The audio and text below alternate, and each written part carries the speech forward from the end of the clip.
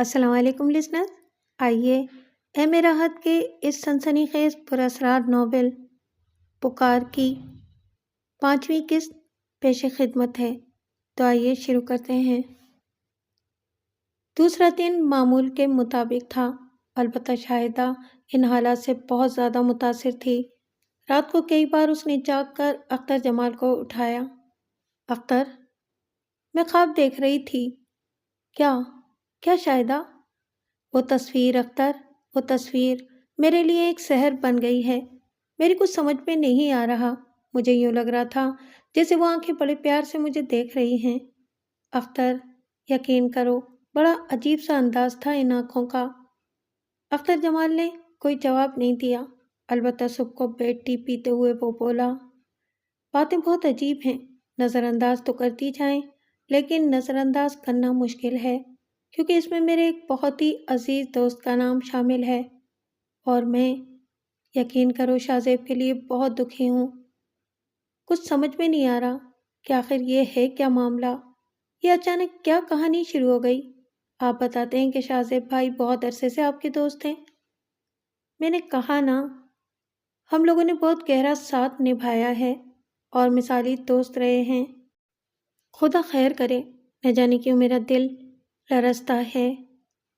شاہدہ، ایک بات آتی ہے بار بار میرے دل میں۔ کیا؟ نہ جانے کیوں میرا دل چاہتا ہے کہ میں گور دستگیر جاؤں، وہاں 1 1.5 2 ہفتے قیام کروں اور وہاں کے حالات معلوم کروں۔ وہ ماحول تو بڑا طلسمی سا ہو گیا ہے میرے لیے۔ تو تمہیں وہاں جانے اور وہاں رہنے سے کون روکے گا؟ جب دل چاہے چلنا۔ بابا سائیں اور باقی تمام لوگ ہمارے وہاں قیام کرنے سے بہت خوش ہوں گے۔ اچھا ایک بات بتاؤ، ہم وہاں اس کمرے میں چلیں جہاں تصویریں لگی ہوئی ہیں؟ چلو، کیا حرج ہے، لیکن میرا خیال ہے کہ کم سے کم منہ ہاتھ وغیرہ تو دھو لو۔ ٹھیک ہے، میں واش روم جا رہی ہوں، شاہدہ نے کہا اور اس کے بعد واش روم کی طرف چل دی۔ تھوڑی دیر کے بعد وہ دونوں اس کمرے کی جانب چل پڑے جہاں وہ تصویریں لگی ہوئی تھیں۔ کہیں آنے جانے کی روک ٹوک تو تھی نہیں، لیکن کمرے کے دروازے پر پہنچ کر وہ ٹھٹک گئے۔ انہیں یوں لگا جیسے کمرے کے اندر کوئی موجود ہے۔ ایک تجسس دل میں بیدار ہو گیا۔ دروازہ آدھا کھلا ہوا تھا۔ تھوڑا سے جھجکتے ہوئے وہ اندر داخل ہوئے۔ ہو سکتا ہے کہ گل نور یا واجد علی شاہ کمرے میں گئے ہوں، لیکن کمرے میں جو کوئی نظر آیا اسے دیکھ کر ایک لمحے کے لیے ان کے پاؤں رک گئے۔ وہ سفینہ تھی جس نے گردن گھما کر انہیں دیکھا، اور پھر اس کے ہونٹوں پر ایک انتہائی دلکش مسکراہٹ پھیل گئی۔ آئیے آپ لوگ، میں جا رہی ہوں۔ 1 منٹ سفینہ، 1 منٹ۔ شاہدہ نے ہاتھ اٹھا کر اسے روکا تو وہ اپنی حسین سادہ آنکھوں سے اسے دیکھنے لگی۔ سفینہ، ہم آپ کے گھر مہمان آئے ہیں، آپ نے ہمیں تھوڑا سا بھی وقت نہیں دیا۔ شاہدہ محبت بھرے لہجے میں بولی۔ سفینہ مسکرا دی اور پھر بولی، ہمیں اپنی دکھ بھری زندگی کو خوشیوں میں بدلنے کے لیے اپنا ذہن زیادہ تر عبادت اور ریاضت میں مشغول رکھنا چاہیے، اس سے ہمیں دلی سکون ملتا ہے۔ ہاں، کیوں نہیں، اس میں واقعی کوئی حرج نہیں ہے، لیکن میں نے یہ سنا ہے کہ آپ کو پڑھنے پڑھانے سے بہت دلچسپی ہے۔ ہاں، میں کسی بھی عمدہ کتاب کو جب پہلی بار پڑھتی ہوں تو مجھے یوں لگتا ہے جیسے مجھے ایک نیا دوست مل گیا ہے، اور نئے دوست کے ملنے کی بہرحال خوشی تو ہوتی ہے۔ اور جب کبھی کوئی پڑھی ہوئی کتاب دوبارہ پڑھتی ہوں تو پھر یہ احساس ہوتا ہے کہ میرا کوئی بہت قدیم دوست مجھ سے ملنے آیا ہے۔ کتاب بہت بہترین ساتھی ہے۔ اگر کسی وقت کوئی تکلیف ہمارے دل میں سما جائے تو ہمیں فوراً اپنی کتابوں کی طرف رخ کرنا چاہیے۔ وہ ہماری توجہ اپنی طرف کھینچ لیتی ہیں اور دوسرے خیالات کو ہمارے دل سے نکال دیتی ہیں، اور آپ یقین کریں، کتابوں کی دوستی سب سے بہتر اور سب سے مؤثر ہے۔ یہ کہہ کر وہ دروازے کی جانب بڑھی اور رکے بغیر باہر نکل گئی۔ اس کے وجود کی دلکشی کا احساس بہت دیر تک دونوں کے دلوں پر قائم رہا۔ عجیب و غریب کردار ہے، اور اس کی باتیں کیا فلسفیانہ ہیں، شاہدہ نے کہا، اور پھر وہ اس کی تصویر کی جانب متوجہ ہو گئی۔ آہستہ آہستہ اس کے قریب پہنچ گئی۔ اختر جمال بھی قریب ہی تھا۔ کچھ تو بولیں دادا ابو۔ میں نے آپ کو پہلے دیکھا بھی نہیں ہے، کتنا قریبی رشتہ ہے میرا آپ سے، لیکن دادا ابو ہمیں آپ کے بارے میں کچھ نہیں معلوم، کچھ بھی تو نہیں معلوم۔ دادا ابو تھوڑی تو رہنمائی کیجیے۔ نہ جانے شاہدہ دیر تک آہستہ آہستہ کیا کیا کچھ کہتی رہی۔ اختر جمال غور سے اس تصویر کو دیکھ رہا تھا، یوں لگ رہا تھا کہ جیسے شاہ زیب ایک اجنبی لباس میں اس کے سامنے موجود ہے۔ اچانک ہی اسے ایک عجیب سی تڑپ کا سا احساس ہوا۔ شاہ زیب نہ جانے کس حال میں ہے، نہ جانے کس دور سے گزر رہا ہے، واپس چلنا چاہیے، اس طرح چھوڑ دینا مناسب تو نہیں ہوگا۔ ماں کی گمشدگی نے اس کا کیا حال کیا ہوگا۔ بہرحال وہ وہاں سے واپس آ گئے۔ ناشتے کی میز پر اختر جمال نے کہا، واجد بھائی، اگر ہم واپس چلے جائیں تو آپ کو کوئی اعتراض تو نہیں ہوگا؟ نہیں، واپس تو تمہیں جانا ہے، لیکن اچانک کی؟ ابھی تو ہم نے بھاولپور اور اس کے نواحی علاقوں کی سیر بھی نہیں کی۔ روہی چولستان پاکستان کی تاریخ کا ایک خوبصورت باب ہے اور مجھے اس سے دلچسپی بھی ہے، لیکن اچانک ہی میرے دل میں یہ خیال آیا ہے کہ میں بے وفائی کر رہا ہوں اپنے دوست شاہ زیب سے۔ ہم نے صبح کو ایک بار پھر تصویروں والے کمرے میں جا کر شاہ زیب کی تصویر کو دیکھا ہے۔ یقین کریں، مجھے یوں لگا جیسے اس کی آنکھیں شاکی ہوں کہ بس اختر جمال اتنی ہی دوستی تھی، مجھے اس طرح بے یار و مددگار چھوڑ کر چلے گئے۔ انسان بہرحال جذبات کا پتلا ہوتا ہے، میرے اندر بھی اپنے دوست کے لیے کچھ جذبات ہیں۔ میں اس لیے جانا چاہتا ہوں کہ ذرا جا کر اس کی خبر تو لوں، کس حال میں ہے، کیا کر رہا ہے۔ بڑی غلطی ہو گئی مجھ سے، بس آپ یوں سمجھ لیجئے، آپ لوگوں کے مل جانے کے بعد میرا دل بے اختیار یہاں آنے کو چاہنے لگا تھا۔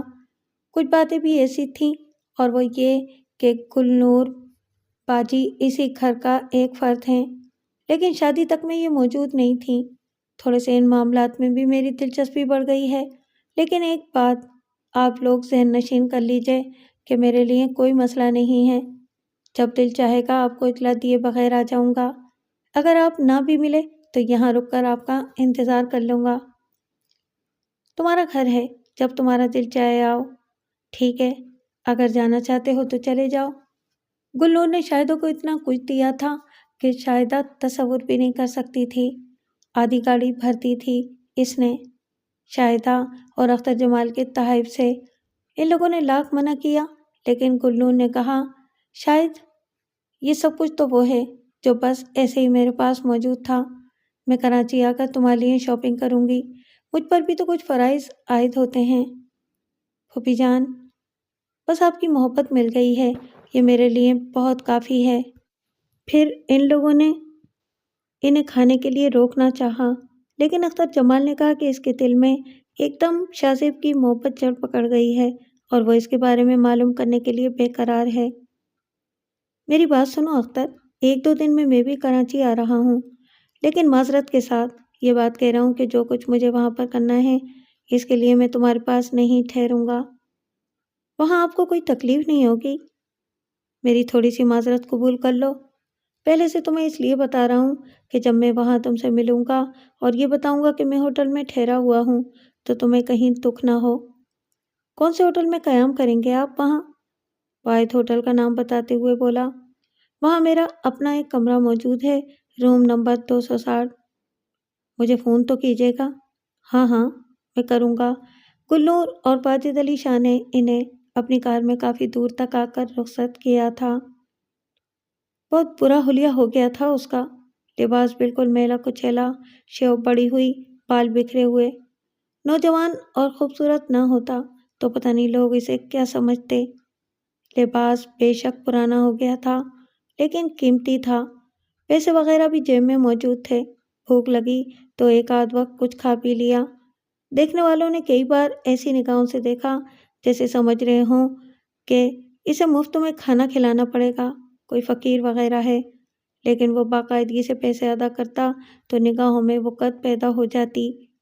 کئی لوگ اب اسے جاننے بھی لگے تھے، کبھی ادھر جا بیٹھتا، کبھی ادھر جا بیٹھتا، کبھی گہرائیوں میں بھی اتر جاتا تھا اور پھر کسی چٹان پر بیٹھ کر اپنے آپ سے باتیں کرنے لگتا۔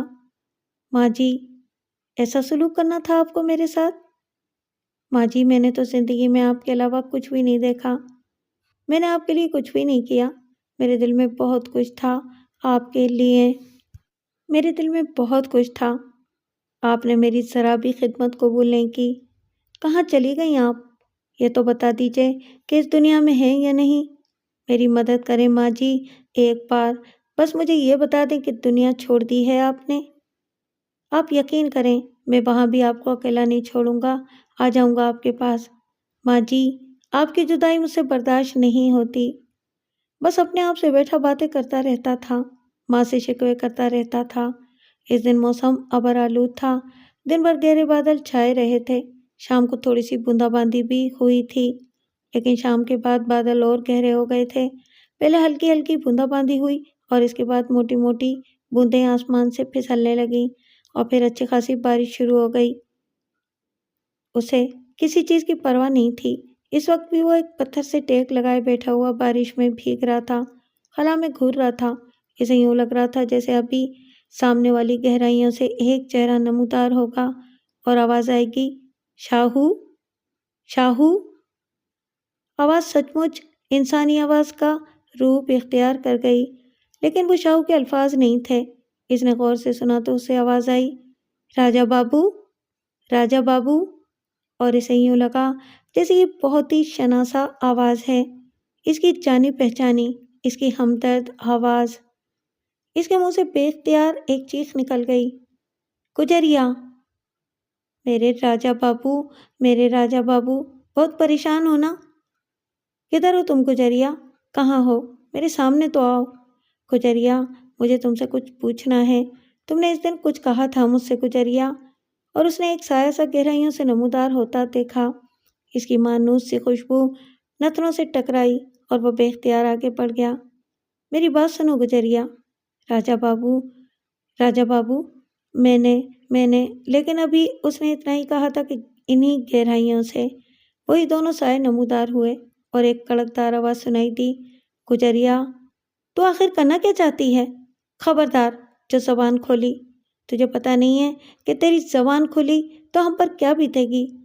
ارے نہیں جانتی کیا؟ چل واپس۔ اچانک کی شاہ زیب اپنی جگہ سے اٹھ کھڑا ہوا۔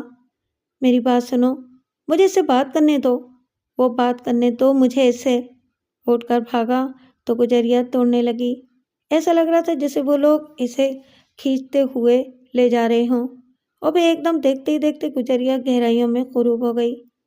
وہ تیزی سے اس جانب بھاگا اور اس کے حلق سے آوازیں نکلیں، میری بات سن لو گجریا، ایک منٹ کے لیے میری بات سن لو۔ دیکھو گجریا، میری بات تو سنو۔ یہ کہہ کر وہ گہرائیوں کے کنارے تک پہنچا۔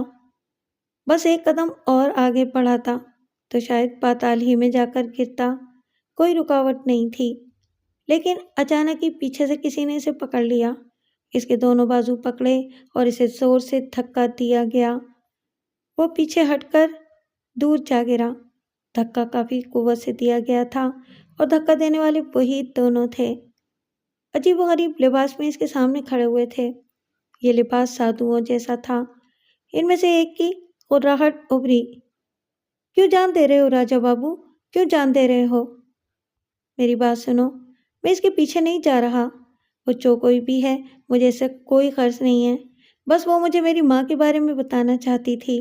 میں اس سے اپنی ماں کے بارے میں پوچھنا چاہتا ہوں۔ سنو، مجھے اس کے پاس جانے دو۔ آگے کھائیاں ہیں، تمہاری ہڈی پسلی بھی نہیں بچے گی۔ کیوں اپنا جیون خطرے میں ڈال رہے ہو راجا بابو؟ جیون ایک بار ملتا ہے، موت کو 100 بار گلے لگا سکتے ہو تم، مگر موت کے بعد جیون نہیں حاصل کر سکتے۔ سمجھنے کی کوشش کرو، اس کا پیچھا نہ کرو۔ میں اس کا پیچھا نہیں کر رہا، تمہیں بتا چکا ہوں۔ اگر تمہیں میری ماں کے بارے میں کچھ معلوم ہے تو مجھے بتا دو۔ میری ماں جی کہاں ہیں؟ ہم نہیں جانتے۔ خبردار پیچھا کرنے کی کوشش مت کرنا، ورنہ بے موت مارے جاؤ گے۔ یہ کہہ کر وہ دونوں بھی گہرائیوں میں اتر گئے۔ شاہ زیب اپنی جگہ زمین پر پڑا ہوا ادھر ادھر دیکھتا رہا۔ دفتر نہیں سے دور سے ایک آواز سنائی دی، راجا بابو، راجا بابو۔ شاہ زیب نے بے اختیار اپنی جگہ سے اٹھ کر کھڑا ہو گیا۔ اسے یہ آواز اپنے عقب سے سنائی دی تھی۔ ادھر کھائیاں نہیں تھیں، بلکہ کافی آگے جا کے کچھ نشیب سا تھا جس میں دکانیں بنی ہوئی تھیں۔ ایک سایہ سا نشیب کے پاس کھڑا ہوا تھا۔ راجا بابو، حویلی آ جاؤ، حویلی آ جاؤ راجا بابو۔ اسے ہوا کے دوش پر مدھم سی سرگوشی سنائی دی اور اس کے بعد سایہ نگاہوں سے اوجھل ہو گیا۔ شاہ زیب دوڑتا ہوا اس جگہ پہنچ گیا جہاں اس نے سایہ دیکھا تھا، لیکن ہر طرف خو کا عالم طاری تھا۔ ایک ہیبت ناک خاموشی پھیلی ہوئی تھی۔ اب دور دور تک کسی سائے کا پتہ نہیں تھا۔ شاہ زیب کے منہ سے آہستہ سے نکلا، حویلی۔ حویلی کا مطلب؟ بار بار وہ یہی جملے کہہ رہی تھی۔ شاہ زیب نے تھوڑا سا خود کو سنبھال کر سوچا۔ وہ کچھ عرصہ پہلے کے بارے میں سوچنے لگا جب اختر جمال کی شادی میں گوٹ دستگیر گیا تھا اور وہاں حویلی میں گجریا نے اسے بلایا تھا۔ یہ تینوں کردار وہیں اس کے سامنے آئے تھے۔ کون ہے یہ؟ مقصد کیا ہے؟ عجیب و غریب پراسرار کہانیوں جیسی باتیں۔ کون ہے آخر؟ کچھ پتہ تو چلے۔ ایک دم اس کا دل چاہا کہ کسی سے معلوم کرے کہ گوٹ دستگیر کی پرانی حویلی میں رہنے والے کون لوگ ہیں، اور یہ گجریا کون ہے جو اسے راجا بابو کہہ کر مخاطب کرتی ہے۔ آخر قصہ کیا ہے یہ سب؟ ہو سکتا ہے گجریا اسی حویلی میں رہتی ہو اور اسے میرے بارے میں کوئی غلط فہمی ہو گئی ہو، مگر اس میں میرا کیا قصور ہے؟ اور دوسری بات یہ کہ یہ ہر جگہ کیسے پہنچ جاتی ہے؟ اس دن کلفٹن پر اتنی دور دراز جگہ مجھے ملی تھی کہ کسی کا بغیر گاڑی کے وہاں تک آنا ممکن ہی نہیں تھا، اور پھر وہ دونوں بھی اسی جگہ پہنچ گئے تھے۔ کہاں گوٹ دستگیر اور کہاں یہ ایوبیا؟ وہ یہاں بھی آ گئی۔ اگر ماں جی کا اس طرح مسئلہ نہ ہوا ہوتا تو یقیناً یہ پراسرار کھیل ایسا عجیب تھا کہ اس کے بارے میں معلومات سے گریز ممکن نہیں تھی۔ اس نے ذہن کو جھٹک دیا۔ اس وقت راجا بابو نہ گجریا اور نہ حویلی، بس ماں یاد تھی۔ اس نے ایک غمزدہ لہجے میں کہا، ماں جی، اتنے دن سے بھٹک رہا ہوں، یہاں تو تمہاری خوشبو بھی نہیں آ رہی۔ ایسے تو تم نے مجھے کبھی نہیں چھوڑا تھا۔ نہیں بتاؤ گی مجھے کہ کہاں ہو؟ ماں جی، خدا نہ کرے کہ تم اس دنیا میں نہیں ہو۔ مجھے بتا دو، خدا کی قسم، میں تمہارے بغیر آ رہا ہوں۔ کاش تم مجھے مل جاؤ، میں تمہیں یہاں سے لے کر کراچی جا سکوں۔ اور گھٹنوں میں منہ دے کر زاروں قطار رونے لگا۔ واجد علی شاہ کراچی پہنچ گیا۔ گلنور اس کے ساتھ تھی۔ بے اولاد تھے، دونوں سائے کی طرح ایک دوسرے کے ساتھ رہتے تھے۔ واجد علی کو جب کوئی ایسا الگ قسم کا کام ہوتا تو مجبوری تھی، گلنور کو گھر رہنا پڑتا، لیکن باقی وقت وہ ساتھ ہی گزارا کرتے تھے۔ یہاں تک کہ واجد علی بعض اوقات گلنور کو ایسی جگہوں پر بھی لے جاتا تھا جہاں اسے محض کاروباری طور پر جانا ہوتا تھا۔ کراچی تو شاید ہی کبھی وہ اکیلا آیا ہو۔ ہوٹل میں ان کا خوبصورت کمرہ موجود تھا۔ جب بھی کبھی کراچی آتے سیدھے وہاں پہنچ جاتے تھے۔ اس وقت بھی یہی ہوا تھا۔ شام کو پہنچے تھے، رات بھر وہاں آرام کیا۔ دوسرے دن دوپہر کو واجد علی شاہ نے اختر جمال کو فون کیا تو فوراً ہی فون ریسیو کر لیا گیا۔ ہاں بھائی، کیسے ہو؟ خدا کا شکر ہے، آپ بتائیے، آپ ٹھیک ہیں؟ ہاں۔ کہو، شاہ زیب کے بارے میں کچھ پتہ چل سکا؟ بالکل نہیں، کہیں سے اس کا نام و نشان ہی نہیں مل رہا، کسی سے رابطہ ہی نہیں قائم کیا اس نے۔ چلو ٹھیک ہے، تھوڑا سا مل کر کام کرتے ہیں، پتہ لگائیں گے اس کا۔ ہم تمہاری اس روشنیوں کے شہر میں ہی ہیں۔ کراچی میں؟ اختر جمال نے حیرت سے پوچھا۔ ہاں، ہوٹل میں ہیں، واجد علی شاہ نے کہا۔ چند لمحات کے لیے دوسری طرف خاموشی طاری ہو گئی۔ واجد علی شاہ نے فوراً ہی اس خاموشی کو محسوس کر لیا تھا۔ وہ جلدی سے بولا، بالکل نہیں، خاموشی اختیار کرنے کی نہیں ہو رہی، میں نے تم سے پہلے ہی کہہ دیا تھا۔ اچھا، یہ بتاؤ کتنی دیر میں آ رہے ہو؟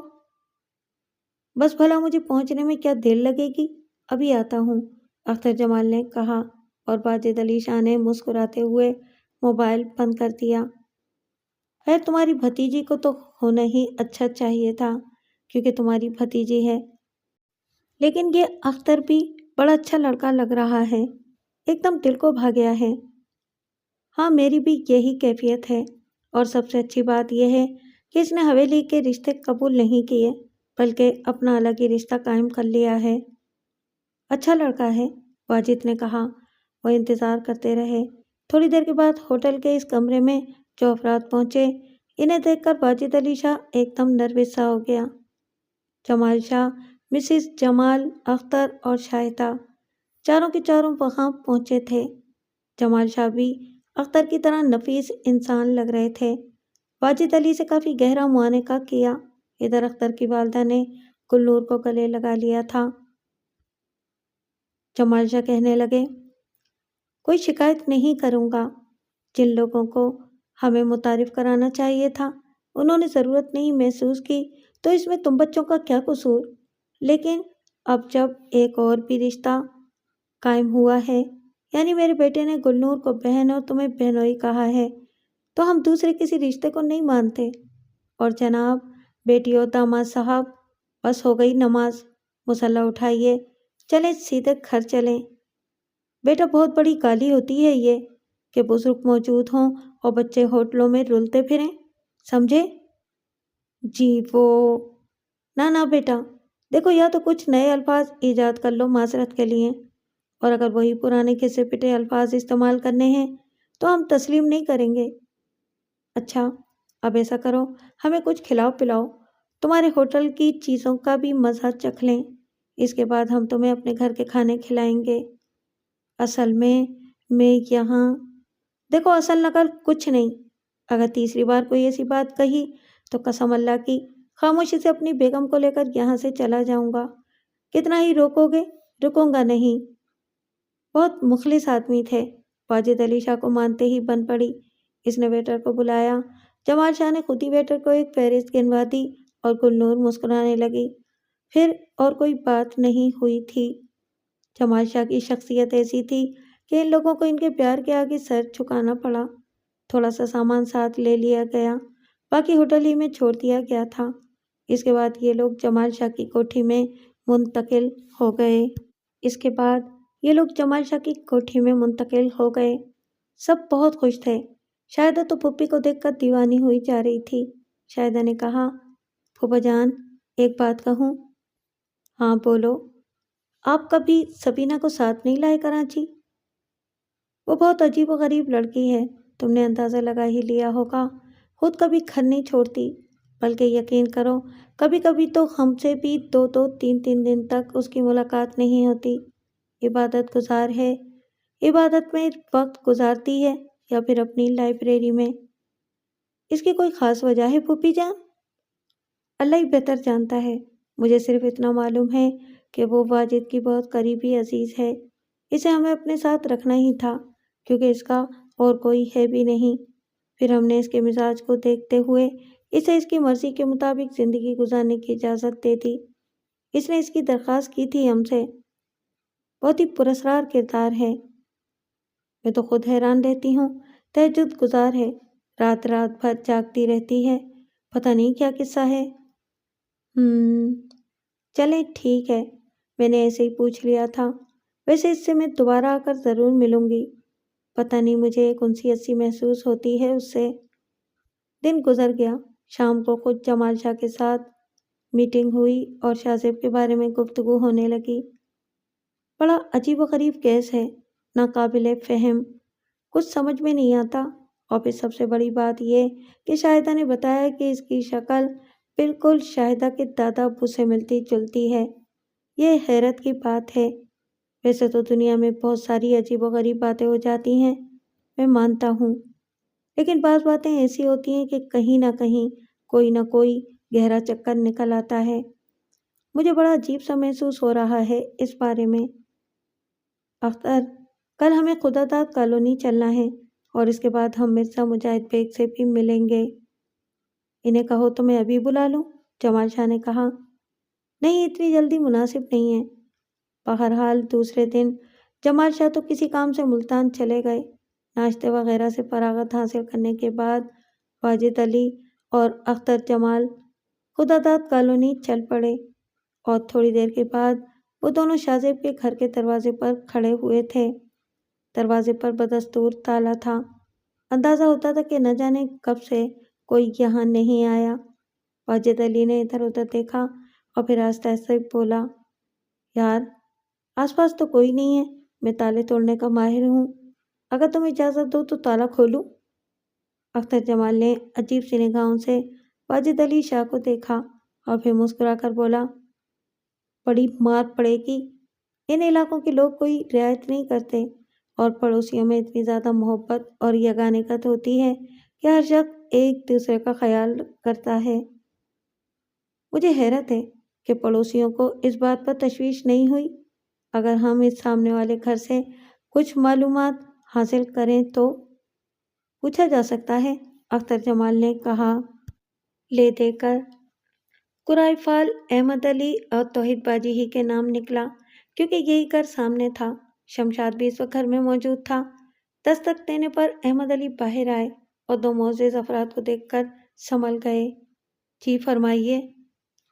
وہ جناب شاہ زیب اور تاجور آنٹی کے بارے میں کچھ معلومات درکار تھیں، اختر جمال نے عاجزانہ لہجے میں کہا۔ جی آئیے، اندر آ جائیے، احمد علی نے پورے اخلاق لہجے میں کہا اور پھر انہیں ساتھ لے کر اپنے چھوٹے سے ڈرائنگ روم میں پہنچ گئے جہاں معمولی درجے کا فرنیچر پڑا ہوا تھا۔ براہ کرم تشریف رکھیے، غریب خانہ ہے، جو کچھ ہے حاضر ہے۔ یہ بتائیے کہ آپ چائے پئیں گے یا کوئی ٹھنڈا مشروب؟ انتہائی معذرت کے ساتھ، آپ یہ نہ سمجھے کہ ہم تکلف کر رہے ہیں، بلکہ اس وقت ضرورت محسوس نہیں ہو رہی۔ آپ انتہائی نفیس آدمی ہیں، آپ کا شکریہ، واجد علی نے کہا اور پھر بولے، یہ دونوں آپ کے گھر کے سامنے رہتے تھے، ہم ان کے بارے میں معلومات حاصل کرنا چاہتے ہیں، وہ ہمارے عزیز ہیں۔ بڑی عجیب بات ہے، اچانک ہی سب کچھ شروع ہو گیا، مگر میں سمجھتا ہوں کہ اس کے پیچھے کوئی نہ کوئی گہرا معاملہ ہے۔ میں آپ کو ساری تفصیل بتائے دیتا ہوں۔ بہت عرصے سے یہ لوگ ہمارے پڑوس میں ہیں اور انتہائی نفیس ہیں، دونوں ماں بیٹے۔ تاجور بیگم ہر ایک کے کام آنے والوں میں سے ہیں، ایک پمپ میں ملازمت کرتی تھیں۔ اس کے مالک کاظمی صاحب ہیں جو تاجور بیگم پر بہت مہربان ہیں، بزرگ آدمی ہیں، انہیں اپنی بیٹی اور بہن سمجھتے ہیں۔ میں یہ وضاحت اس لیے کر رہا ہوں کہ خدا نخواستہ کہیں تاجور بیگم کے کردار پر کوئی شک نہ کیا جائے۔ خیر، زیادہ بولنے کی معافی چاہتا ہوں۔ آرام سے رہ رہے تھے دونوں ماں بیٹے کہ اچانک ہی پورے حالات شروع ہو گئے۔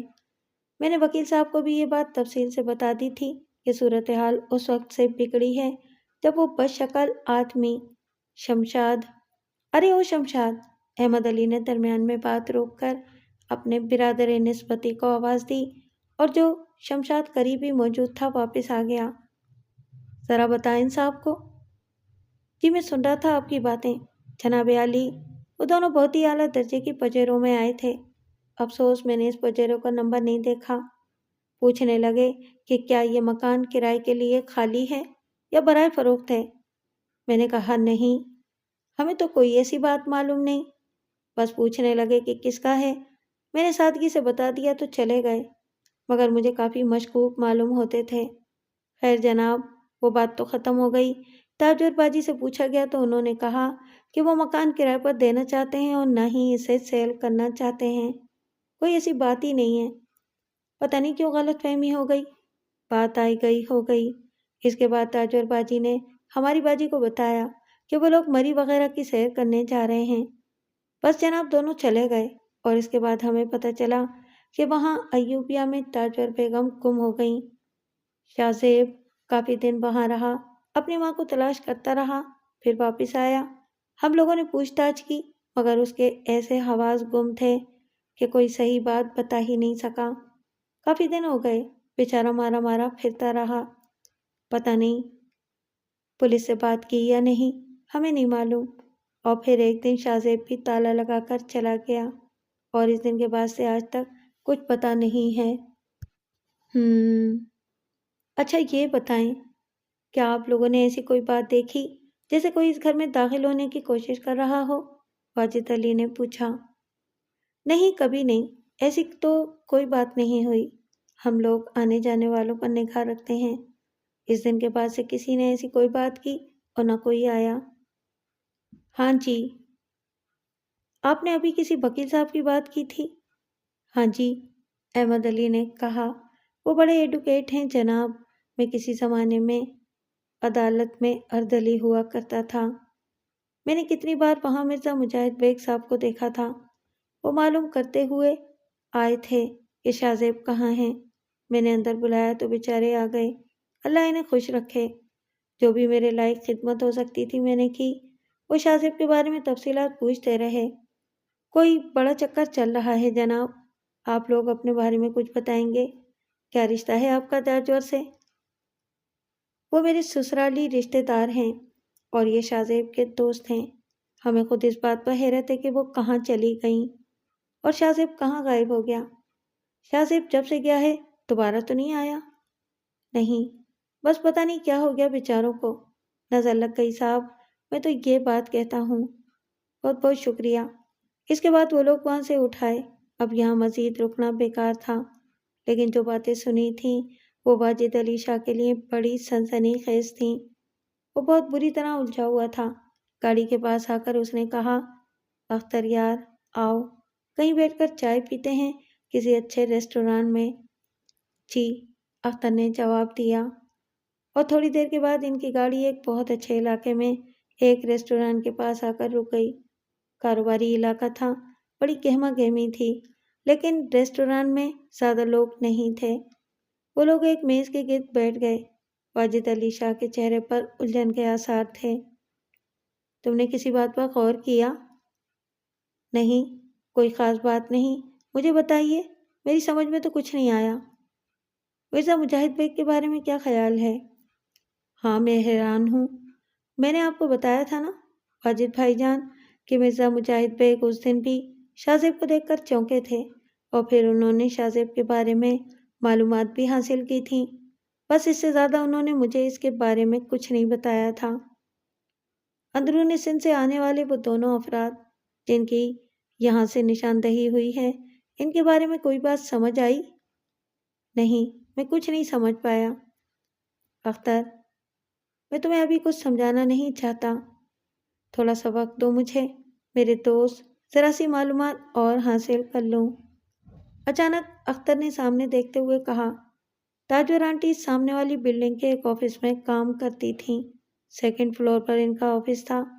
کئی بار میں نے شاہ زیب کو موٹر بائک پر یہاں آتے ہوئے دیکھا ہے۔ چھٹی ہونے پر وہ آنٹی کو اپنے ساتھ موٹر بائک پر بٹھا کر گھر لے جاتا تھا۔ اچھا، خوب، چلو چائے پی کر اٹھتے ہیں یہاں سے، واجد علی نے کسی خیال کے تحت کہا۔ ٹھیک ہے، مگر آپ نے کوئی خاص بات سوچی ہے؟ ابھی بتاتا ہوں، واجد علی شاہ نے کہا۔ تھوڑی دیر کے بعد چائے آ گئی اور واجد علی شاہ نے اس طرح چائے پی جیسے جلدی میں ہوں۔ پھر وہ وہاں سے اٹھ گئے۔ چل کہاں رہے ہیں؟ اختر نے پوچھا۔ تاجور باجی کے آفس، ہو سکتا ہے کہ ہمیں وہاں سے کچھ خاص معلومات حاصل ہو جائیں۔ اس کے بعد وکیل صاحب کے پاس چلیں گے۔ ٹھیک ہے۔ اختر جمال خود بھی شاہ زیب اور تاجور کی گمشدگی سے خاصا متاثر تھا۔ وہ اپنے دوست کے لیے ہر کام کرنا چاہتا تھا۔ کچھ دیر کے بعد وہ اس فرم میں داخل ہو گئے جہاں تاجور کام کرتی تھی۔ اتفاق کی بات کہ کاظمی صاحب اپنے آفس میں موجود تھے، تو معزز آدمیوں کی آمد کا سن کر انہوں نے انہیں اپنے آفس میں بلا لیا تھا۔ اختر جمال کو دیکھ کر وہ چونک پڑے۔ انہوں نے پہلے اختر پھر واجد علی سے مصافحہ کر کے انہیں بیٹھنے کی پیشکش کی اور بولے، اختر جمال، کوئی اچھی خبر لائے ہو؟ انشاءاللہ وہ بھی ضرور ملے گی۔ یہ واجد علی شاہ ہیں، میری مسز کے پھپھا، لیکن میرے بڑے بھائی۔ خوب دلچسپ اور پراسرار سا رشتہ ہے۔ ہم تاجور باجی اور شاہ زیب کو تلاش کر رہے ہیں، آپ سے کچھ رہنمائی چاہتے ہیں۔ آپ ان کے عزیز ہیں؟ کاظمی صاحب نے پوچھا۔ بس یہی سمجھ لیجئے۔ چلیے ٹھیک ہے، مجھے بتائیے میں کیا خدمت کروں؟ ان کے بارے میں کچھ معلومات فراہم کر سکیں تو۔ کاش میں آپ کو اس قدر مؤثر معلومات اور تفصیلات فراہم کر سکتا کہ تاجور کی گمشدگی کا راز کھل جاتا۔ وہ ایک بند کتاب کی مانند تھیں۔ کبھی نہیں بتایا انہوں نے اپنے بارے میں کہ وہ کون ہیں اور ان کا ماضی کیا ہے۔ ہاں، ایک بار انہوں نے اپنے شوہر کے بارے میں بتایا تھا کہ ان کا انتقال ہو چکا ہے۔ میں نے کتنی ہی بار ان سے ان کے بارے میں معلومات حاصل کی، تو ایک بار انہوں نے بڑی عاجزی سے کہا تھا، کہ ان کا ماضی اتنا خوشگوار نہیں ہے کہ اس کے بارے میں کچھ بتایا جا سکے۔ وہ اس بارے میں کچھ بتانا نہیں چاہتی۔ بس اس کے بعد میں نے ان سے اس سلسلے میں کوئی سوال نہیں کیا۔ ایک خاص بات آپ کو بتانا چاہتا ہوں۔ جی، کاظمی صاحب فرمائیے۔ میرے بڑے بھائی کے صاحبزادے یعنی میرے بھتیجے اور ان کی بیگم پچھلے دنوں مری گئے ہوئے تھے۔ انہیں ان واقعات کا پورا علم تھا کیونکہ میرے بڑے بھائی ساتھ ہی رہتے تھے۔ وہ جانتے تھے کہ میں تاجور کے لیے کتنا پریشان ہوں۔ وہ ایوبیہ بھی گئے اور وہاں انہوں نے شاہ زیب کو دیکھا۔ برے حالوں میں تھا اور بالکل مجنوں کے سے انداز میں ادھر ادھر مارا مارا پھر رہا تھا۔ لباس بھی بالکل بوسیدہ ہو چکا تھا، چو بڑی ہوئی تھی، بال بکھرے ہوئے تھے۔ یہ بات مجھے کل معلوم ہوئی تھی۔ کل وہ لوگ واپس آئے ہیں۔ شاہ زیب ایوبیہ میں ہے؟ اختر جمال نے مضطرب لہجے میں کہا۔ ہاں، میں رات کی فلائٹ سے پنڈی جا رہا ہوں اور اس کے بعد وہاں سے ایوبیہ جاؤں گا، کاظمی نے بتایا۔ اختر جمال کچھ کہنا چاہتا تھا لیکن واجد علی شاہ نے ہاتھ اٹھا کر اسے روک دیا اور کاظمی سے مخاطب ہو کر بولا، کاظمی صاحب آپ جائیے یا ہمارے موبائل نمبر رکھ لیجئے۔ جیسے ہی شاہ زیب کے بارے میں کچھ پتہ چلے آپ براہ کرم سب سے پہلے ہمیں اطلاع دیجئے۔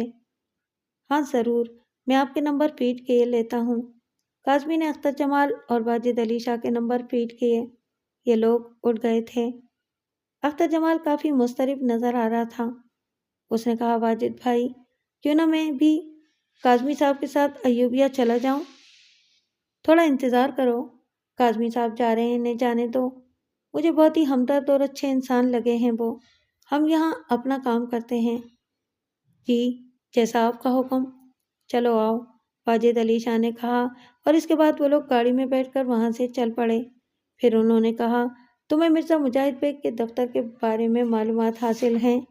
ان کا ٹیلی فون نمبر ہے تمہارے پاس؟ ہاں ہے۔ ٹائم کیا ہو گیا، ذرا ٹائم دیکھو۔ ہو سکتا ہے کہ کورٹ گئے ہوئے ہوں، لیکن پتہ چلا لیتے ہیں، مل جائیں تو اچھی بات ہے۔ مرزا مجاہد بیگ اس وقت اپنے آفس میں موجود نہیں تھے۔ ان کے پی اے نے بتایا کہ وہ کسی ذاتی کام سے نکلے ہوئے ہیں اور یہ نہیں کہا جا سکتا ہے کہ کب ان کی واپسی ہوگی۔ اس کے بعد واجد علی شاہ اور اختر جمال گھر واپس چل پڑے تھے۔ بڑے ہی ملنسار، بڑے خلیق لوگ ہیں۔ معاف کرنا گلنور، ذرائع مذاقی سمجھ لو، سنجیدہ ہونے کی ضرورت نہیں ہے۔ تمہارے خاندان میں یہ ایک بہت اچھا خاندان شامل ہوا ہے۔ دیکھو اس خاندان سے کب تک اچھے تعلقات رہتے ہیں۔ گلنور کے چہرے پر افسردگی سی پھیل گئی۔ اس نے کہا، میں سچ بتا رہی ہوں، باقی لوگوں کے بارے میں تمہیں کچھ کہہ نہیں سکتی، کس کے اندر کیا چیز پل رہی ہے، لیکن میرے بابا سائیں اس طرح کے آدمی نہیں تھے۔ بس اماں سائیں نے گھر پر ایک عجیب سی فضا مسلط کر رکھی ہے اور میں نے ہوش سنبھالنے کے پہلے دن سے اماں سائیں کو ایک پتھریلا انسان ہی پایا ہے۔ پتہ نہیں ان کی فطرت کا یہ کون سا پہلو ہے اور کیا نفسیاتی بنیاد رکھتا ہے۔ خیر، بات صرف اختر جمال یا شاہدہ کی نہیں ہے۔ تم دیکھو، اختر جمال اور خود جمال شاہ کتنے نرم خو اور ملنسار آدمی ہیں۔ خیر، میں تمہیں اپنی آج کی کارروائی کے بارے میں بتانا چاہتا ہوں۔ ذرا یہ فانوس بند کر دو، روشنی تیز لگ رہی ہے۔ واجد علی شاہ نے الیکٹرک فانوس کی جانب اشارہ کیا۔ کھانے پینے سے فراغت حاصل کرنے کے بعد وہ لوگ اس کمرے میں آ گئے تھے جسے ان کے بیڈ روم کے طور پر منتخب کیا گیا تھا۔ یہاں ان کی بڑی پذیرائی ہوئی تھی اور انہیں ہر آسائش فراہم کرنے کی کوشش کی گئی تھی۔ گلنور کے چہرے پر تجسس کے آثار نظر آ رہے تھے۔ وہ شوہر کی مسیری کے پاس پائنتی پر آ کر بیٹھیں اور بولیں، اچھا تو آپ یہاں باقاعدہ تفتیش کرتے پھر رہے ہیں؟ گلنور، میں تمہیں اپنے خدشات کے بارے میں بتا چکا ہوں۔ آج کی کارروائی یہ تھی کہ ہم شاہ زیب کے گھر پر خداداد کالونی گئے۔ اس کے گھر کے دروازے پر تالا پڑا ہوا تھا۔ سامنے والے پڑوس کے ایک صاحبزادے سے ملاقات ہوئی اور انہوں نے بڑے سنسنی خیز انکشافات کیے۔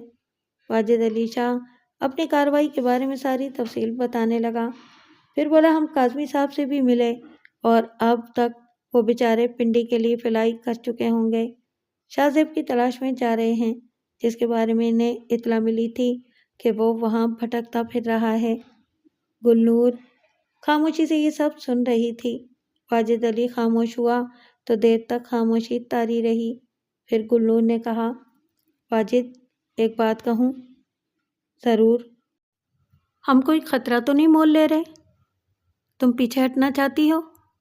نہیں، لیکن وہاں بات احترام کی تھی گلنور، وہ تمہاری والدہ تھیں اور مجھ پر ان کا احترام واجب، لیکن یہاں کچھ اور کردار ملوث ہیں، کچھ مظلوم کردار۔ خوف نہ کرو، اگر میں خاموش بیٹھ گیا تو میرا ضمیر مجھ سے مطالبہ کرے گا، مجھے معاف نہیں کرے گا۔ سائیں جہانگیر شاہ مختلف انسان ہیں۔ ایک بات میں نے تمہیں بھی نہیں بتائی۔ کیا؟ گلنور نے چونک کر کہا۔ سائیں جہانگیر سے کئی بار میری ملاقات ہوئی ہے، ان کا رویہ میرے ساتھ بہت اچھا رہا ہے۔ شاہدہ کی شادی سے پہلے وہ ملتان میں مجھ سے ملے تھے، انہوں نے فون کر کے مجھے ملتان بلایا تھا۔ کیوں؟ وہ غمزدہ تھے کہ بہن کو بیٹی کی شادی میں نہیں بلا سکے، دراصل وہ اماں سائیں سے مخالفت مول نہیں لے سکے تھے۔ گلنور کی آنکھیں ٹپٹپا آئیں، اس نے بھرائی ہوئی آواز میں کہا، آپ نے مجھے بتایا نہیں واجد؟ مجبوری تھی، میں نے وعدہ کیا تھا، لیکن اب ایک محاذ کھل رہا ہے اور مجھے تم کو اس جنگ میں شریک کرنا ہے۔ جنگ میں؟ گلنار نے خوفزدہ لہجے میں کہا۔ ہاں، جنگ میں، اماں اور تیمور شاہ کے خلاف جنگ میں، واجد علی نے سنگین لہجے میں کہا اور پھر بولا، میرا ساتھ دو گی؟ اب تک نہیں دیا کیا؟ کبھی کہا آپ سے کہ مجھے اپنا گھر یاد آ رہا ہے؟ گلنور نے کہا۔ مجھے فخر ہے تم پر، لیکن اب تمہیں مشکل دور سے گزرنا ہے۔ کیا کریں گے؟ یہ ابھی نہیں بتا سکتا۔ میں ہر طرح آپ کے ساتھ ہوں، تم ایک غیور شوہر کی بیوی ہو، ہمیں بہت سے مشکل کام کرنے ہیں، اپنا خیال رکھنا ہے تمہیں واجد۔ انشاءاللہ، واجد علی شاہ نے کہا۔ مرزا مجاہد بیگ نے 3 بجے کا وقت دیا تھا۔ اختر جمال واجد علی شاہ کے ساتھ ان کے آفس چل پڑا۔ مجاہد بیگ نے ان کا پرتپاک استقبال کیا تھا۔ اختر جمال نے واجد علی شاہ کا تعارف کرایا تو واجد بیگ کے چہرے کا ہلکا سا رنگ بدل گیا۔ انہوں نے اختر جمال سے پوچھا، شاہ زیب کا کچھ پتہ چلا؟ ہاں، اس کی دستیابی کی امید بن گئی ہے۔ کیسے؟ مجاہد بیگ نے سوال کیا اور اختر جمال انہیں کاظمی کے بارے میں بتانے لگا۔ اوہ، مجھے کاظمی صاحب کا فون نمبر دو گے؟ ہاں، میرے پاس ہے۔ اختر نے انہیں نمبر دے دیا۔ تب وہ بولے، میرے لیے کیا خدمت ہے؟ میں خاص طور پر آپ کے پاس حاضر ہوا تھا۔ کیا آپ اس سلسلے میں کوئی خاص بات جانتے ہیں؟ واجد علی شاہ نے پوچھا اور مجاہد بیگ کے ہونٹوں پر مسکراہٹ پھیل گئی۔ ہاں، جانتا ہوں۔ میری رہنمائی کریں گے؟ نہیں، مجاہد بیگ کا جواب غیر متوقع تھا۔ اختر بھی حیران رہ گیا۔ واجد علی شاہ حیرت سے مجاہد بیگ کی صورت دیکھتا رہا، پھر مسکرا کر بولا، میں سمجھ گیا۔ آپ کی بات ٹھیک ہے، لیکن یہ بڑا سنگین معاملہ ہے، مجھے آپ کی مدد درکار ہے۔ مجھے کیا کرنا چاہیے؟ کاش میں آپ کے لیے کچھ کر سکتا۔ اگر میں آپ کو جمال شاہ صاحب کی ضمانت دلوا دوں تو؟ میں وکیل ہوں، ہماری کچھ ذمہ داریاں ہوتی ہیں، میں اپنے طور پر کچھ کر رہا ہوں، مجھے کرنے دیجیے، کسی ضمانت کی ضرورت نہیں ہے، ممکن ہے کہ میں خود آپ سے رجوع کروں۔ ایک اور بات ہے جو آپ سے کرنا ضروری ہے۔ جی فرمائیے۔ ممکن ہے کہ سب کچھ مفروضہ ہو، ہم جو سن رہے ہیں سرے سے وہ بات ہی نہ ہو، وکیل صاحب نے کہا اور واجد علی شاہ کے ہونٹوں پر زیر لب مسکراہٹ پھیل گئی۔ ٹھیک ہے وکیل صاحب، آپ کوئی جادوئی عمل کرنا چاہتے ہیں تو ضرور کریں۔ ویسے میں نے کسی وکیل کے قبضے میں موکل دیکھے نہیں ہیں جس کے ذریعے وہ اپنا جادوئی عمل کرتے ہوں۔ چلیں ٹھیک ہے، ہم کوئی دوسرا ذریعہ تلاش کرتے ہیں۔ اٹھو اختر جمال، اٹھو پلیز۔ واجد علی شاہ کا موڈ خراب ہو گیا تھا۔ مجاہد بیگ نے مسکراتے ہوئے کہا، جناب واجد صاحب، وکیلوں اور موکلوں کا تو چولی دامن کا ساتھ ہے۔ ناراضگی اپنی جگہ، آپ مجھے اپنا موبائل نمبر دے سکتے ہیں؟ ہاں، ضرور لے لیجیے، ہمارا آپ سے کوئی جھگڑا تھوڑی ہوا ہے، آپ کے اپنے اصول ہیں تو ٹھیک ہے۔ مجاہد بیگ نے مسکراتے ہوئے واجد علی شاہ کا موبائل نمبر اپنے موبائل سیٹ میں رقم کر لیا اور پھر کھڑے ہو کر انہیں خدا حافظ کہا۔ اختر جمال کسی قدر رنجیدہ اور سنجیدہ نظر آ رہا تھا۔ گاڑی میں بیٹھ کر اس نے ड्राइव करते हुए कहा। मैं अब्बू से बात करूँगा और कहूँगा कि वो मुजाहिद बेग से बात करें। नहीं अख्तर, प्लीज़। अब मैं गौर कर रहा हूँ तो मुझे मुजाहिद बेग की बात ठीक नज़र आ रही है। अभी इन्हें हम पर एतमाद कैसे हो सकता है? और जाहिर है वो जिस वजह से शाहज़ेब को देखकर चौंके थे, शायद तुमने उस पर गौर न किया हो, लेकिन मेरी समझ में बात आ रही है। जहाँ तक शाहज़ेब का ताल्लुक़ है तो अख्तर जमाल जो तसव्वुर हमारे जहन में है वो गलत नहीं है। शाहज़ेब की ज़िंदगी से एक ऐसी पुरअसरार कहानी वाबस्ता है जिसे अभी मंजर आम पर नहीं आना चाहिए। अख्तर जमाल ने वाजिद अली शाह की बात का कोई जवाब नहीं दिया और खामोशी से गाड़ी चलाता रहा। तब वाजिद अली शाह अचानक बोले, बड़ी मज़े की बात है अख्तर, असल में मामला इतना गंभीर है कि अभी कोई किसी पर एतबार नहीं कर पा रहा। तुम्हें मैं सब कुछ बता दूंगा, बस ज़रा ये बात साबित हो जाने दो।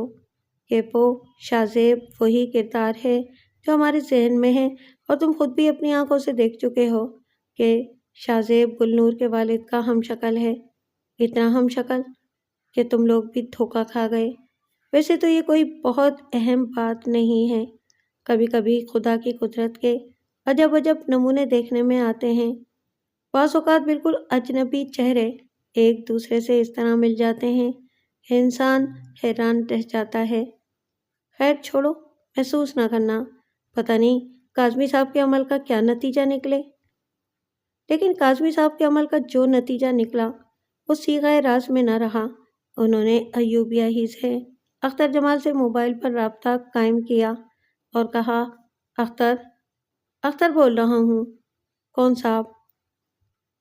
बेटे, मैं काज़मी बोल रहा हूँ। काज़मी, समझ में आ गया ना?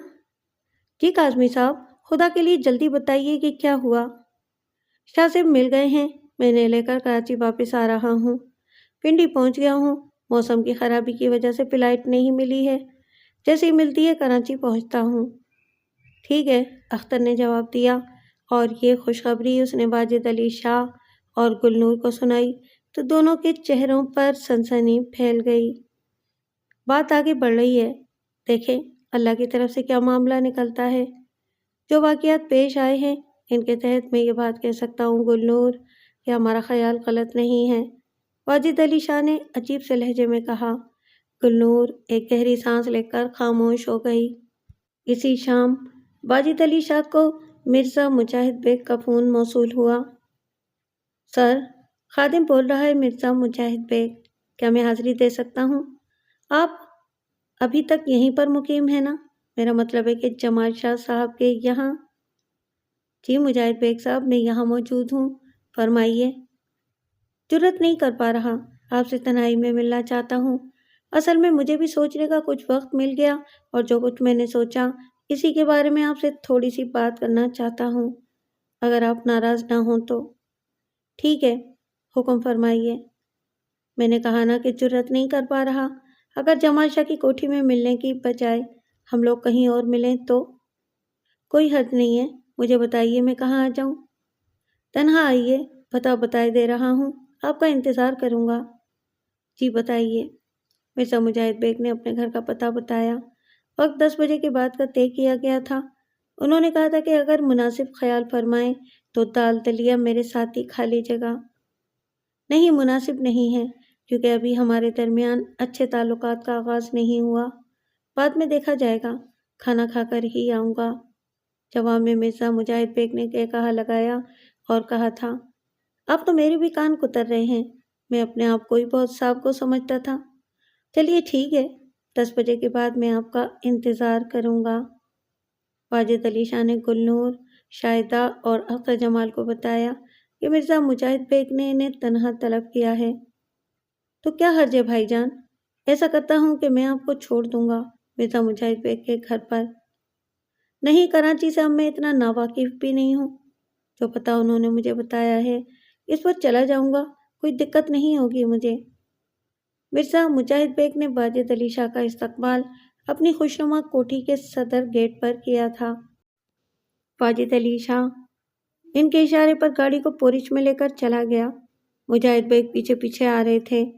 पोरिच में गाड़ी खड़ी करके वाजिद अली नीचे उतरा तो मिर्ज़ा साहब ने इनका पुरतपाक मुसाफा किया। कोई रंजिश नहीं, आपने यकीनन इतना वक्त मिलने के बाद मेरे मौक़िफ़ को तस्लीम कर लिया होगा। वकीलों के सुपुर्द बड़ी बड़ी जिम्मेदारियां की जाती हैं, अगर इन्हें पूरा ना किया जाए तो वकालत का पेशा मजरूह होता है। मेरे ऊपर भी एक जिम्मेदारी थी, मैंने इसे खुलूस से दिल से तस्लीम कर लिया था। आपके दफ्तर से बाहर निकलते ही वाजिद अली शाह ने मुस्कुरा कर कहा। मिर्ज़ा मुजाहिद बेग भी मुस्कुराने लगे और फिर बोले, आप काश इस बात को मेरे दफ्तर ही में तस्लीम कर लेते तो मुझे खलजान का शिकार न होना पड़ता। चलिए, आपको भी कुछ घंटे मिल गए और मुझे भी। आइए, ये बताइए कि खाना खा लिया है आपने?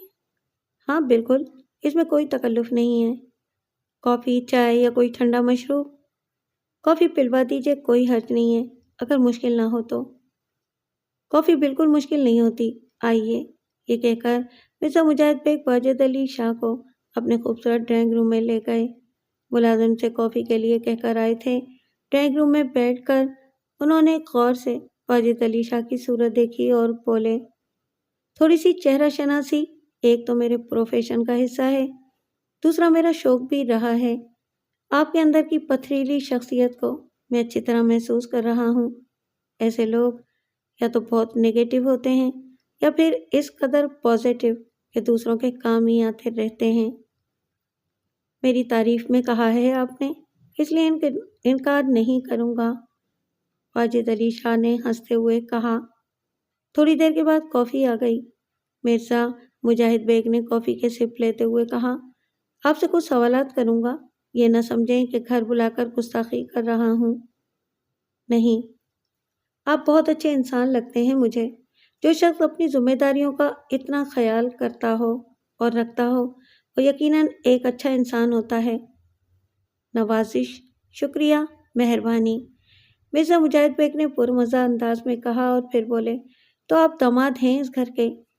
जी हाँ, वहाँ के कुछ लोगों के बारे में मालूम करना चाहता हूँ। पहले मैं आपको एक बात बता दूँ, हम लोगों ने आपको काज़मी साहब के बारे में बताया था। काज़मी साहब अय्यूबिया गए थे और वहाँ उन्होंने शाहज़ेब को तलाश कर लिया है। अब वो पिंडी में हैं। फ़्लाइट न मिलने की वजह से देर हो गई है, लेकिन पहली फ़्लाइट मिलते ही वो कराची पहुँच जाएंगे। खुदा की कसम, एक बहुत ही ज़बरदस्त खुशखबरी दी है आपने मुझे। आपको मुबारकबाद पेश करता हूँ, मिर्ज़ा मुजाहिद बेग ने कहा और फिर फ़ौरन ही बोला, और खुदा करे हमारे जहन में जो ख्याल है, इस ख्याल की तस्दीक हो जाए। मेरे दिल में एकदम एक उमंग सी पैदा हुई है। आप ये बताइए कि क्या आपने शाहज़ेब की सूरत देखी है? नहीं, मैं आपको एक तस्वीर दिखाना चाहता हूँ और माज़रत के साथ ये कहूँगा कि इस तस्वीर के बारे में अभी आपको कुछ नहीं बताऊँगा। मिर्ज़ा साहब, मैंने जिन रास्तों की जानिब कदम उठाया है, इनकी मुश्किलात का मुझे अंदाज़ा है। आप अपनी जगह दुरुस्त हैं और मैं नहीं जानता कि आगे चलकर मुझे कैसे कैसे मुश्किल किरदारों का सामना करना पड़ेगा। आप जहाँ मुझसे ताउन करना चाहते हैं कीजिए, और जहाँ आपको मुश्किल पेश आए वहाँ मैं आपको मजबूर नहीं करूँगा।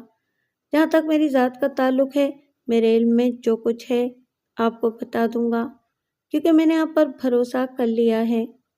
मुजाहिद बेग अपनी जगह से उठा, एक स्टील कैबिनेट खोला और उसमें से एक फ़ाइल निकाली। फिर फाइल से एक तस्वीर निकाली और वो तस्वीर वाजिद अली शाह के सामने रख दी। वाजिद अली शाह ने ये कदीम तस्वीर देखी। ब्लैक एंड वाइट थी और ज़बाना एक कदीम की खिंची हुई मालूम होती थी, इसलिए चंद लम्हा तस्वीर को देखा और फिर उसके होंठों पर मध्यम सी मुस्कुराहट फैल गई। जी, क्या इस तस्वीर से आपकी शनासाई है? जी हाँ, गौर दस्तगीर की हवेली में इस तस्वीर के नज़र आने पर मौत की सज़ा तक दी जा सकती है। ये तस्वीर इस तरह वहाँ से हटा दी गई है कि अब इसका शायबा तक न मिलेगा। क्या आपके इल्म में है कि ये तस्वीर किसकी है? जी हाँ, है। वाजिद अली शाह के अल्फाज ने मिर्ज़ा मुजाहिद बेग को चौंका दिया। उसने कहा, भला बताइए तो सही। ये तस्वीर साईं हुमायूं अली शाह की है, मेरी बीवी के वालिद साईं हुमायूं अली शाह और इस हवेली के मालिक। मिर्ज़ा मुजाहिद बेग ने एक गहरी सांस ली, फिर वो बोले, हाँ, لیکن اگر میں آپ سے کہوں کہ یہ تصویر ہمایوں علی شاہ کی نہیں بلکہ شاہ زیب کی ہے تو آپ کو یقیناً حیرت ہوگی۔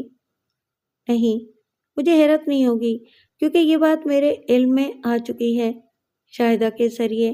شاہدہ جو میری بھتیجی ہے، یعنی میری بیوی کی بھتیجی، اس نے شاہ زیب کو دیکھا ہے، لیکن وہ یہ بات نہیں جانتی کہ شاہ زیب کون ہے۔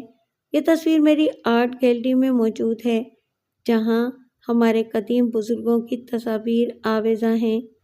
انہی میں سائیں ہمایوں علی شاہ کی تصویر بھی موجود ہے، لیکن شاہدہ کا کہنا ہے کہ یہ تصویر شاہ زیب کی ہے۔ ونڈرفل! ہاں، اس دن میں نے شاہ زیب کو جمال شاہ کے گھر میں دیکھا تھا اور میں بری طرح اچھل پڑا تھا۔ بس یہ سمجھ لیجئے کہ اسی وقت سے میرا ذہن شاہ زیب کی جانب راغب ہو گیا، اور یقیناً اس کا کوئی گہرا بیک گراؤنڈ ہے، واجد علی شاہ نے کہا۔ مرزا مجاہد بیگ پرخیال انداز میں گردن ہلانے لگا، پھر اس نے سامنے رکھی ہوئی کافی کی پیالی سے چھوٹے چھوٹے چند سپ لیے اور بولا، مجھے اجازت ہے کہ میں آپ سے کچھ پوچھوں؟ جی جی۔ آپ حویلی آتے جاتے رہتے ہیں؟ نہیں۔ کیوں؟ بیگم شاہ جہانی جو بابا سائیں کی بیگم یعنی میری ساس ہیں، ان سے میرے تعلقات اچھے نہیں ہیں۔ کافی عرصے پہلے کی بات ہے کہ ایک بار انہوں نے ہمیں دعوت دی تھی، میری بیوی تو وہاں پہنچ گئی، لیکن میں اپنی مصروفیات کی وجہ سے دعوت والے دن نہ جا سکا، اور جب میں دوسرے دن وہاں پہنچا تو مجھے اندر جانے کی اجازت نہیں دی گئی۔ کیا؟ مرزا امجد بیگ نے چونک کر پوچھا۔ ہاں جی، مجھ سے کہہ دیا گیا کہ آئندہ میں اس حویلی میں قدم نہ رکھوں۔ یہ ٹھیک ہے کہ مصروف تھا، میں نہیں جا سکا تھا اور فون بھی نہیں کر سکا تھا، میں اپنی مصروفیت کی وجہ سے، لیکن میں اس گھر کا داماد تھا۔ اور پھر میں آپ سے ایک عرض کر دوں کہ میرا تعلق جس قبیلے سے ہے وہ اپنی شاندار روایات رکھتا ہے، تو ہم نے احسان کیا اس پر کہ اس کے خلاف کوئی کارروائی نہیں کی، اور وہ بھی اس لیے کہ وہ میری بیوی کی ماں تھی۔ طویل عرصہ گزر گیا، ہمارے ان سے تعلقات نہیں ہیں۔ میں نے اپنی بیوی کو وہاں جانے سے منع نہیں کیا، لیکن اس دن کے بعد اس نے حویلی میں قدم نہیں رکھا، یہاں تک کہ اختر جمال اور شاہدہ کی شادی میں بھی ہمیں حویلی کی طرف سے نہیں بلایا گیا، جبکہ میری بیوی شاہدہ کی سگی پھوپھی تھی۔ میرے علم میں ہے یہ بات، میرے علم میں ہے کہ شاہ جہانی بیگم صاحبہ بہت ہی سخت مزاج اور معاف کیجیے گا کسی قدر خونخوار خاتون ہیں، مرزا مجاہد بیگ نے کہا۔ جی بہت، اتنی کہ واجد علی شاہ کے چہرے پر کچھ عجیب سے تاثرات پھیل گئے، سنسنی خیز اور پراسرار، جیسے اس کے ذہن میں کوئی خاص خیال آیا ہو۔ تھوڑی دیر خاموشی طاری رہی، پھر واجد علی شاہ نے کہا، نکتے جڑتے جا رہے ہیں وکیل صاحب۔ ایک بات کا جواب اختر جمال دے سکتا ہے، اور وہ یہ کہ کیا شاہ زیب دستگیر کوٹ گیا تھا؟ یہ بات مجھے معلوم ہے واجد علی شاہ صاحب، شاہ زیب دستگیر کوٹ گیا تھا، اختر جمال ہی کے ذریعے معلوم ہوئی تھی یہ بات۔ میں نے کہا نا، نکتے جڑ رہے ہیں، ڈانڈے مل رہے ہیں۔ بات وہیں سے خراب ہوئی، شاہ زیب کو وہاں دیکھ لیا گیا، وہ جن لوگوں کے لیے خوف کا باعث تھا انہوں نے اسے دیکھ لیا، اور اس کے بعد دستگیر کوٹ سے 2 آدمی آئے جنہوں نے شاہ زیب کے گھر کا پتہ لگایا اور وہاں یہ پوچھتے ہوئے پہنچ گئے کہ کیا وہ مکان کرائے پر خالی ہے یا بک رہا ہے، لیکن ان کا اصل مقصد شاہ زیب اور تاجور کے بارے میں سراغ لگانا تھا۔ وکیل صاحب، ایسا ہی ہوا ہے، ایسا نہ ہو تو خیر، میں کلین شیو ہوں، اگر میری مونچھیں ہوتی تو میں آپ سے کہتا کہ میں اپنی مونچھیں صاف کرا دوں گا، لیکن اب بڑی خطرناک بات ہو گئی ہے، تاجور کی زندگی کو خطرہ لاحق ہو گیا، 100% اسے ایوبیا سے اغوا کر لیا گیا ہے، سمجھے وکیل صاحب؟ ایسا ہی ہوا ہے۔ آپ بہت ذہین آدمی ہیں واجد علی شاہ صاحب، میں آپ سے اتفاق کرتا ہوں، لیکن تاجور کا ملنا بہت ضروری ہے، کہیں وہ لوگ اس کو کوئی نقصان نہ پہنچا دیں۔ اور ایک بات آپ سے کہوں، خطرہ شاہ زیب کو بھی ہے، کیا کرنا چاہیے؟ ہاں، آپ ٹھیک کہتے ہیں، شاہ زیب کی زندگی بچانا ضروری ہے، ہمیں سوچنا ہوگا واجد علی شاہ صاحب، مرزا مجاہد بیگ نے کہا، اور دونوں گہری سوچ میں ڈوب گئے۔ الاڈینو تو نہیں آیا؟ بابا وہ شہر میں کیا کر رہا ہے؟ تم لوگ اسے اکیلا چھوڑ کر کیوں واپس آ گئے؟ تیمور شاہ نے نادر شاہ اور جابر شاہ سے کہا جو اس کے پاس بیٹھے ہوئے تھے۔ سائیں، وہ بولا کہ بعد میں آ جاؤں گا، ابھی وہ کراچی میں ہی ہے۔ کیا کر رہا ہے وہ ادھر؟ تمہاری مرضی کے خلاف بولا کہ بعد میں آ جائے گا؟ ہاں سائیں، فون لگاؤ اس کو، تیمور شاہ نے اپنا فون ان لوگوں کو دیتے ہوئے کہا، اور وہ موبائل فون پر الاڈینو کا نمبر ملانے لگ گئے۔ تھوڑی دیر کے بعد رابطہ قائم ہو گیا۔ رابطہ قائم ہوا تو جابر شاہ نے فون تیمور شاہ کے ہاتھ میں دے دیا۔ بابا الاڈینو، تم کیا کر رہا ہے کراچی میں؟ ابھی ادھر واپس کیوں نہیں آیا؟ بابا سائیں، میرے کو معاف کرو، آپ کا غلام ہے الاڈینو، پر میرا بھائی مر گیا ہے بابا سائیں، میں جب تک اس کے قاتل سے بدلہ نہیں لے لوں گا کوٹ واپس نہیں آؤں گا۔ سائیں میرے کو معاف کرنا، زندگی میں پہلی بار آپ کی حکم عدولی کر رہا ہوں، پر سائیں میرے دل میں آگ لگا ہوا ہے، میرا بھائی میرے سامنے تڑپ تڑپ کر مر گیا ہے۔ الاڈینو، تو پاگل ہو گیا ہے شاید، مجھے جانتا ہے تو؟ جانتا ہے بابا سائیں، اور دل کا بڑا خواہش ہے کہ آپ میرے کو بھی میرے بھائی کے پاس پہنچا دو۔ ابھی بابا سائیں آپ میرے کو بالکل معاف کر دو، میں اس وقت تک گوٹ واپس نہیں آؤں گا جب تک اپنے بھائی کے قاتل سے بدلہ نہیں لے لیتا۔ ارے بابا اس کو تو ناگ نے کاٹا ہے، تو اس ناگ کو کہاں تلاش کرے گا؟ تیمور شاہ نے کہا۔ نہیں سائیں، میرا دل بولتا ہے کہ وہ سب شاہ زیب کی وجہ سے ہوا ہے، میرا دشمن شاہ زیب ہے سائیں، میں اس کو جیتا نہیں چھوڑے گا، الاڈینو نے روتے ہوئے کہا۔ تیمور شاہ دانت پیسنے لگا، پھر بولا، میرا حکم عدولی کرے گا بابا؟ بول بول، حکم عدولی کرے گا میرا؟ جینا نہیں چاہتا سائیں، مرنا چاہتا ہوں، آپ مار دو، اس سے زیادہ خوشی کا بات اور کوئی نہیں ہوگا میرے لیے، الاڈینو کی آواز سنائی دی۔ تیمور شاہ نے موبائل آف کر دیا اور خونخوار نگاہوں سے نادر شاہ اور جابر شاہ کو دیکھنے لگا۔ بابا تم چوڑیاں پہن کر گوٹھ میں بیٹھے رہو، کیا سمجھے؟ کھانا خراب ہو جائے گا تمہارا بھی اور میرا بھی۔ جس بات کو تم نے اتنا معمولی سمجھا ہے وہ اتنا معمولی ہے نہیں، مگر تم لوگ سوچ نہیں رہے، الاڈینو بالکل جاہل آدمی ہے، کہیں کوئی ایسی ویسی حرکت نہ کر بیٹھے، اسے دیکھو، اور اگر وہ زیادہ ہی بگڑ گیا ہے تو اس کا چھٹی کرو، ہم اپنا کام تو خراب نہیں کر سکتے نا۔ جاؤ شاہ زیب کو زندہ پکڑو، حالات بدل گئے ہیں، برا وقت ہمارے کو آواز دے رہا ہے، بچاؤ اپنے آپ کو، جاؤ، تم لوگ ادھر گوٹ میں کیوں مر رہے ہو؟